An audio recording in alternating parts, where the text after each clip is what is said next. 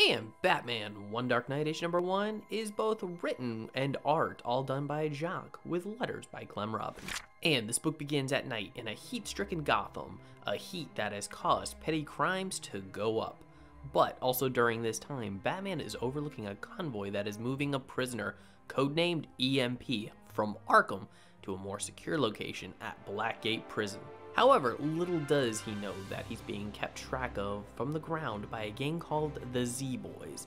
Meanwhile, at the Rosemont Hotel, Montoya is with a woman by the name of Rita Vasquez, who's in charge of the prison bureau and the one responsible for the current move of E.M.P. It's during an award ceremony that Rita talks about no longer fearing the criminal underworld of Gotham and how her efforts have made Gotham a safer place. And these scenes with Rita talking about what she's done for Gotham are played in conjunction with these contradictory scenes to show us that's not exactly what happened. Kind of like a movie where characters like, hey, this is the reality of the situation, and then we see another scene immediately that shows that's not exactly true. For example, when she says that she helped get rid of military-grade weapons off the streets of Gotham, and then we immediately see one of the Z-Boys with a military-grade weapon.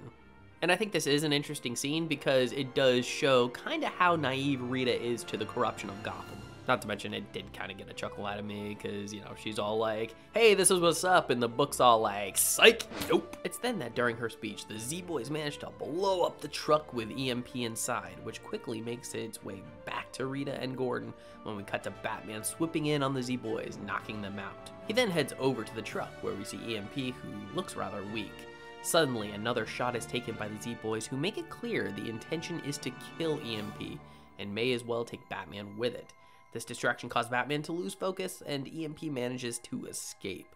We then cut back to Rita and Gordon, who are in an argument about whether or not it was wise to try and move E.M.P in the first place. And this is a fairly interesting scene, because what we have here between Gordon and Rita is a battle of ideology. Because Gordon has taken the stance that he's like, hey, we shouldn't have moved them, we need to work, you know, within the system itself, and, you know, maybe with some care and compassion, you know, some of these criminals can change. Which is juxtaposed with Rita's point of view in that, hey, you know, the system is broken, it obviously doesn't work, which we know from Arkham to be kind of true because Arkham itself has been shown to be corrupt time and time again, and villains, you know, are kind of able to get out sort of whenever they feel like it seems. So for her, she's like, we need to throw out the old system and replace it with a new modern system. It's just in Rita's mind that when it involves metahumans, they should just be locked up in a secure location somewhere and never let out. Back with Batman, the Dark Knight is giving chase to E.M.P, who's getting stronger by the minute.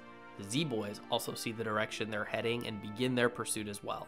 Batman at this point draws closer to E.M.P, where we then take a few seconds with a little boy whose eyes have a similar glow to E.M.P's. We also find out that this boy's name is Brody. The book continues in sequence with us seeing other gang members prepping to head out to kill E.M.P, and the cell at Blackgate Prison for E.M.P will soon start to fail without him, as well as noting that E.M.P's vitals are spiking.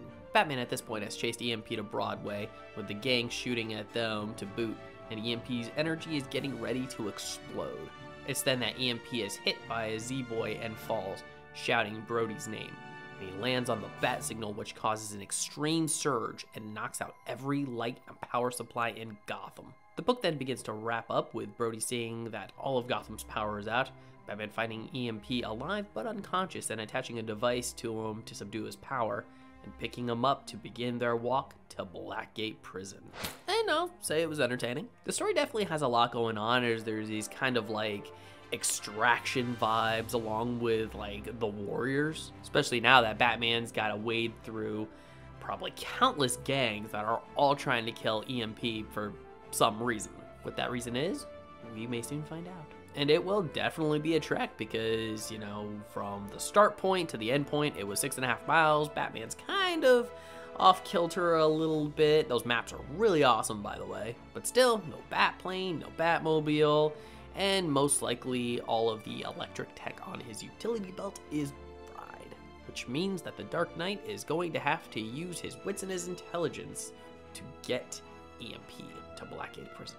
I'm also interested in Brody as a character because there's definitely some big setup there. The fact they made his eyes glow much like E.M.P's, and E.M.P even shouted Brody as he was falling into the bat signal, which makes me think he's either going to be a relative or it's going to turn out that it's going to be his son. And either way, he's going to factor into the plot somehow. And touching once again on the battle between Rita and Gordon, this should be very interesting for them moving forward as well, because most likely because they're such strong leader type personalities that they're going to want to take control of the situation. And I do hope that these two will reach some kind of compromise, because both of them do have really good points. Unless they just reveal Rita to like be a mastermind villain or something like that, you know, which in a Batman story could always happen. When it comes to the art, it's Jacques. I like Jacques' art. Every action is clearly defined, we have good panel layouts, there's even good use of colors, and this Shadow Batman is super dope. And I'll say, all in all, I'm happy with it. It's not something that got my blood pumping, and I don't think it's going to go down in history as one of the best Batman stories ever told, but for what it is and its setup, I am entertained by it, and I think the second issue will be just as fun. So with that, I'm going to give Batman One Dark Knight issue number 1 an 8 out of 10.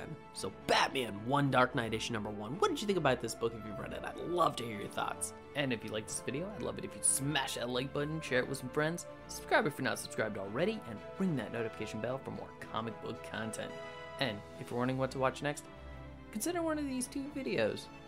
Alright, take care, have a great day, and as always, stay geeky.